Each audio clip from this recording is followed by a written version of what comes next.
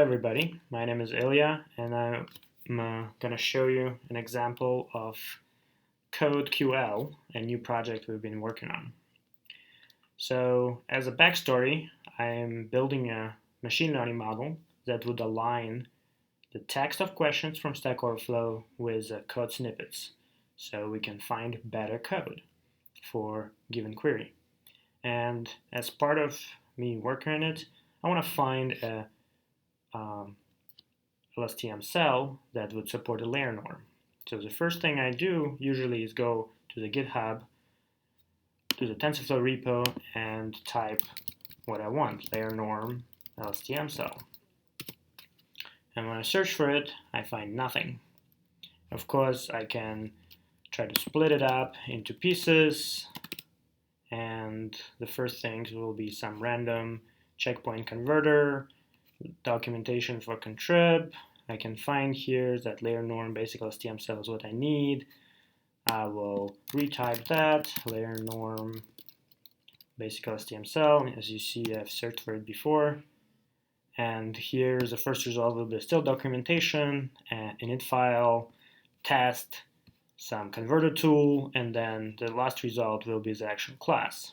So, and if I click to it, where I get is actually to the beginning of the file, so I still need to find here layer norm basic LSTM cell, and now I actually can see the things I want, which is how did they implement the norm. Now, what we're trying to build here is a faster way to do this. So let's start with layer norm LSTM cell. As you can see, the first result is actually a definition of our class layer norm basic LSTM cell, and it highlights the words it found. Next, it will find the layer norm and LSTM cell. So you can actually pick what exactly you want, or if you want to combine them in some other way. Now, layer norm basic LSTM cell is exactly what I need.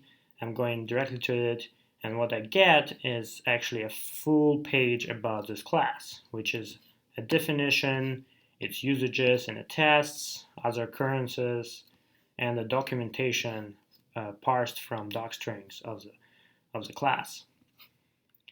As an additional thing you can do here is if you, for example, don't even know how something is called, but you have a general idea what you want, is you can search for it by just typing the text, right? So zero out, for example, I want to zero out some random elements of a tensor.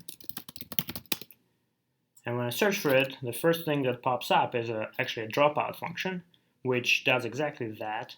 And our attention model highlights things that do the things you ask in a question.